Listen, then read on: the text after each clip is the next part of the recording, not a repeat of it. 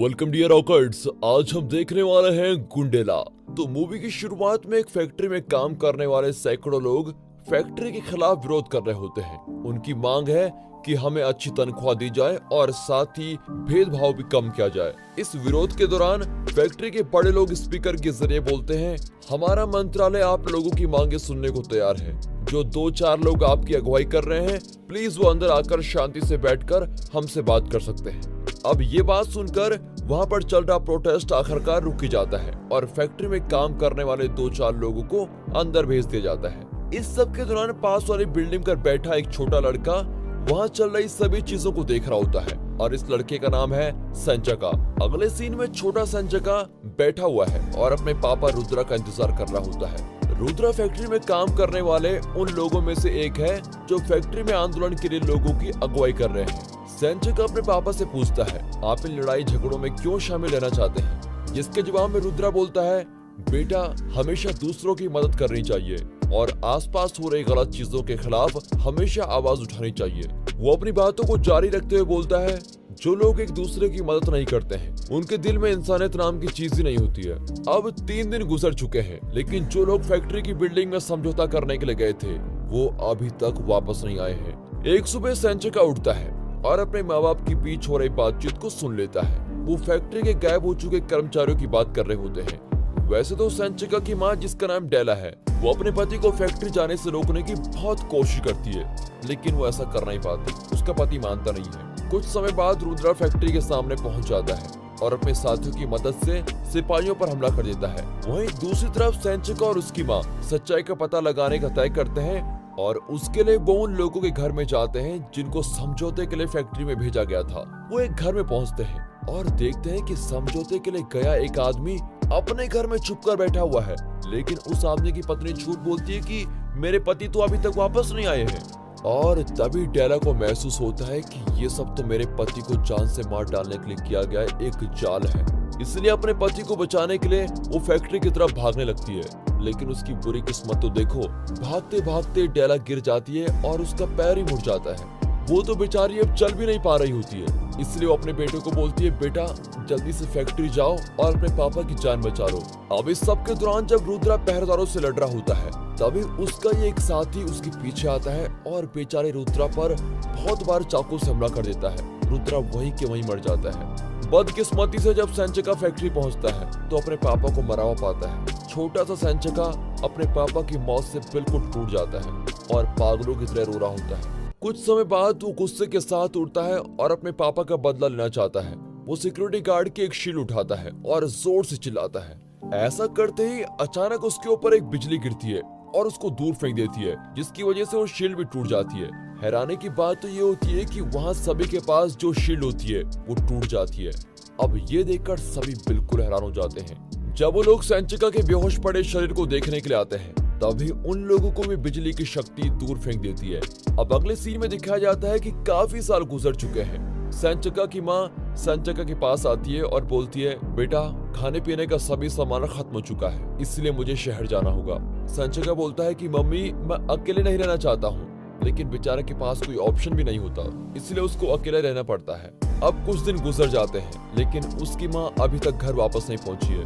हालत और बदतर होते जाते हैं जब घर में पड़ा सभी खाना खत्म हो जाता है। इसलिए खाने की तलाश में छोटे से संचका को अकेले घर से बाहर जाना पड़ता है और खुद की जिम्मेदारी से ही अब उसको खाना ढूंढना है। अगले सीन में गलियों में रहने वाले शैतान बच्चे उसका पीछा कर रहे होते हैं और काफी देर तक पीछा करने के बाद वो आखिरकार संचका को पकड़ ही लेते हैं और बहुत बुरी तरीके से बेचारे को पीटते हैं। हालांकि जब वो शैतान बच्चे संचका को लकड़ी के बड़े से टुकड़े से मारने वाले होते हैं, तभी वहाँ पर अगुंग नाम का एक लड़का आता है। वो सभी बुरे लड़कों को मारता है और हमारे संचका को बचा लेता है। जब संचका की आंख खुलती है तो वो अपने आप को एक कमरे में पाता है जहाँ अगुंग उसके साथ बैठा हुआ है।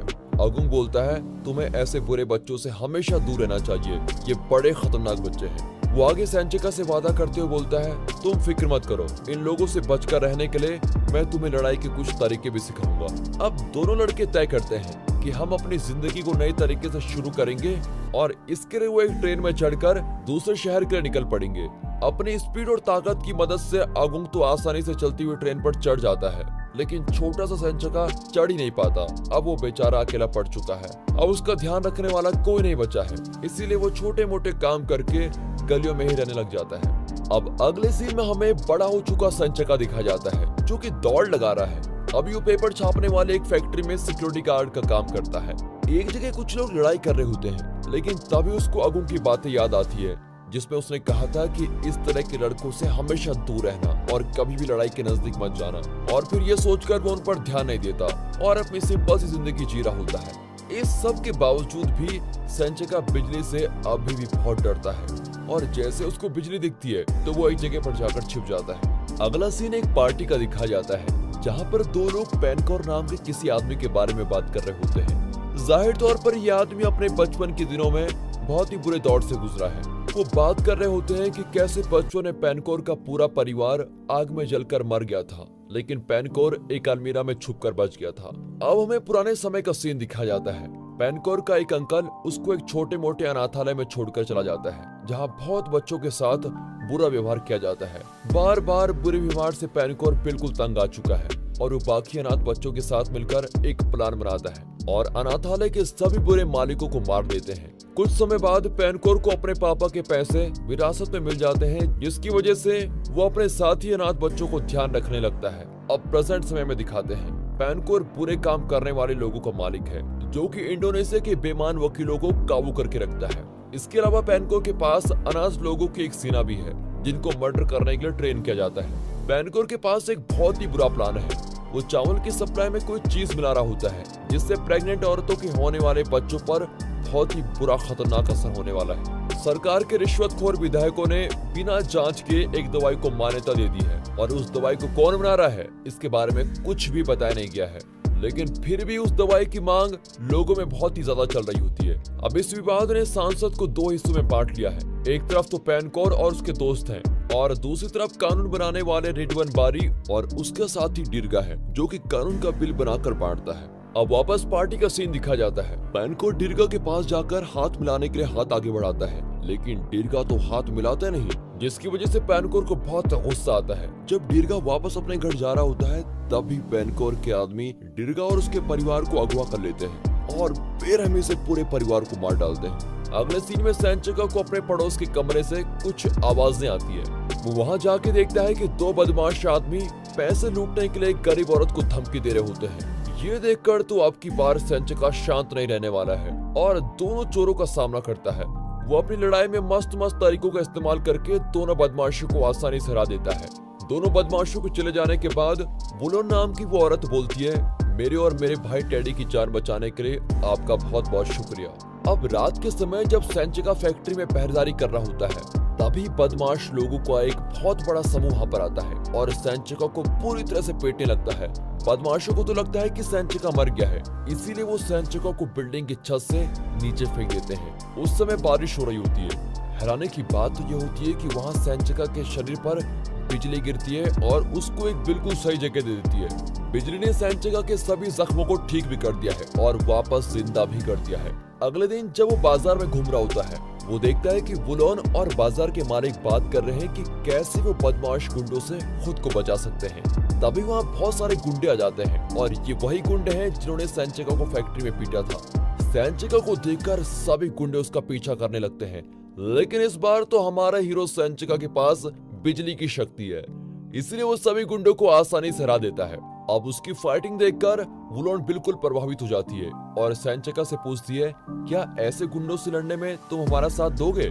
लेकिन सेंचका तो मना कर देता है और वापस अपने काम पर चला जाता है। कुछ समय बाद बदमाशों की टोली मिलकर पूरे बाजार में ही आग लगा देते हैं और वहाँ सब कुछ जलकर राख हो जाता है। तभी बुलोन वापस सेंचका के पास जाती है और बोलती है, अगर एक इंसान दूसरे इंसान की मदद नहीं कर सकता तो वो इंसान किसी काम का ही नहीं, वो एक मरे हुए इंसान के बराबर है। ये सुनकर सेंचका को अपने पापा की बातें याद आने लग जाती हैं। और वो आखिरकार उन लोगों की मदद करने के लिए तैयार हो जाता है। अब सेंचिका एक मास्क लगाकर पूरे शहर के बुरे लोगों और गुंडों को सामना करने लगता है। एक लड़ाई के दौरान एक अजीब सा आदमी आता है और सेंचिका के पीछे हमला करके सेंचिका का थोड़ा सा खून अपने साथ लेके जाता है। इस सब के बाद भी सेंचिका डरता नहीं, क्योंकि उसको पता है कि बिजली की मदद से उसके शरीर के सभी घाव बिल्कुल ठीक हो जाएंगे।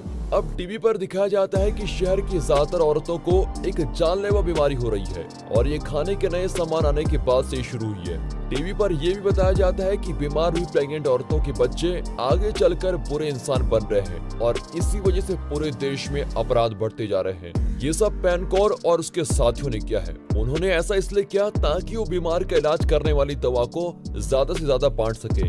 अगले सीन में सेंचिका को अपनी बिजली वाली शक्तियों पर काबू करना आ जाता है और वो अपने लिए एक बढ़िया सा सूट तैयार करता है। वो पूरे शहर के बुरे लोगों और गुंडों से लड़ता रहता है और ऐसा कर करके वे गरीब परिवारों की सुरक्षा कर रहा होता है। हमारे सेंचिका का नया सूट किसी सुपर हीरो के सूट से कम नहीं लग रहा है और अब वो बहुत सारे गुंडों पर खतरनाक तरीके से हमला करता रहता है। अब की बार वो वायलिन बजाने वाले अदी सुलेमान पर भी हमला कर देता है। अदी सुलेमान पेनकोर की अनाथों की सेना का ही एक आदमी है और अदी ने ही पहले बाजार में आग लगवाई थी। अब दूसरी तरफ दिखाते हैं कि पेनकोर का बॉडीगार्ड, जिसका नाम अजीज है, वो अपने एक दोस्त के साथ मिलकर गड्ढा खोद रहा होता है और वहाँ पर एक अजीब और खुफिया डब्बा निकालता है। इस सब के दौरान रिजवान सरकार के कुछ लोगों से मिलता है और बोलता है पूरे देश में जहर वाले चावल फैलाने के पीछे पेनकोर ही है। वो सभी मिलकर बोलते हैं हमें इस मुसीबत का हल मिलकर करना होगा। खबरों में सुपर हीरो सेंचिका के बारे में बात चल रही होती है और खबरों में सुनने के कारण सभी सुपर हीरो सेंचिका से मदद मांगने का तय करते हैं। साथ ही रिजवान अपने साथियों को बोलता है आप लोग बीमारी की असली दवाई लोगों में बांटना शुरू कर दो। दूसरी तरफ दिखाते हैं कि पेनकोर के पास एडी सुलेमान की लाश पहुंचती है। अब लाश को देखकर पेनकोर गुस्से में आग बबूला हो जाता है, क्योंकि सुलेमान एक अनाथ था और साथ ही उसका ध्यान रखने की जिम्मेदारी पेनकोर की संस्था ने ली थी। पेनकोर बोलता है हमारी अनाथ सेना के सभी लोगों को इकट्ठा करो। जो उस नए सुपर हीरो ने हमारे सुलेमान के साथ किया, उसके लिए हम इस सुपर हीरो को मौत देने वाले हैं। अब कुछ समय बाद ही अनाथों की सेना के सभी लोगों को फोन किया जाता है और जल्दी पूरे शहर में उथल पुथल मचने लग जाती है। सबसे पहले तो सेना के लोग उन लोगों को मार देते हैं जिन्होंने पेनकोर के प्लान में साथ देने से मना कर दिया था। जब एक हत्यारा रिजवान को मारने वाला होता है, तभी हमारा सुपर हीरो अपने मस्त से सुपर वाले सूट में एंट्री करता है और उस हत्यारों को मार के रिजवान की जान बचा लेता है। अब रिजवान सेंचिका के पास जाकर बोलता है प्लीज शहर के लोगों को बचाने में हमारी मदद कर दो। अब अगले सीन में दिखाते हैं सरकार के आदमी किसी तरह से शहर में नकली दवा बांटने की बात दोबारा मान जाते हैं। उसी समय रिजवान को एक फोन कॉल आती है और उसको बताया जाता है कि जो कंपनी दवाई बना रही है वो किसी और की नहीं, खुद पेनकोर की है। और ये बात सुनकर रिजवान सोचता है अगर हम पेनकोर को रोक नहीं पाए तो इस नकली दवाई को लोगों तक पहुंचने से हम कभी नहीं रोक पाएंगे। उसको महसूस होता है कि दवाई ले जाने वाली गाड़ियों को सिर्फ एक ही इंसान रोक सकता है और वो इंसान हमारा सुपर हीरो सेंचिका है। रिजवान सेंचिका को फोन करता है और सभी चीजें फोन पर ही समझा देता है। हालांकि जैसे ही सेंचिका फोन रखता है तभी पेनकोर अपने आदमियों की सेना के साथ वहां पहुंच जाता है। पेनकोर उनसे सेंचिका को जान से मारने के लिए बोलता है। वैसे तो हमारा सेंचिका अभी कमजोर महसूस कर रहा है, लेकिन फिर भी अपनी शक्तियों का इस्तेमाल करके वो एक एक हथियारों को मार देता है। जैसे ही पेनकोर पीछे से सेंचिका पर हमला करने वाला होता है, तभी रिजवान आकर पेनकोर को गोली से मार देता है और हमारे सुपर हीरो को बचा लेता है।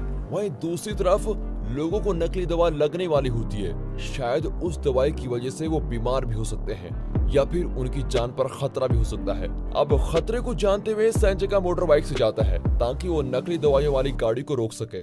फिर सीरियसी नाम की एक नई रहस्यमय लड़की की मदद से वो उन गाड़ियों को रोक लेता है। सेंचिका नकली दवाइयों को एक नमूना लेता है और अपनी सुपर पावर की मदद से वो सारी नकली दवाइयों की एक जैसी फ्रीक्वेंसी वाली सभी बोतल्स को तोड़ देता है और ये बिल्कुल वैसा ही होता है जैसा उसने बचपन में सभी शील्ड के साथ किया था। आखिरकार सभी लोगों के ऊपर से नकली दवा का खतरा टल जाता है और सभी लोगों की जान बच जाती है।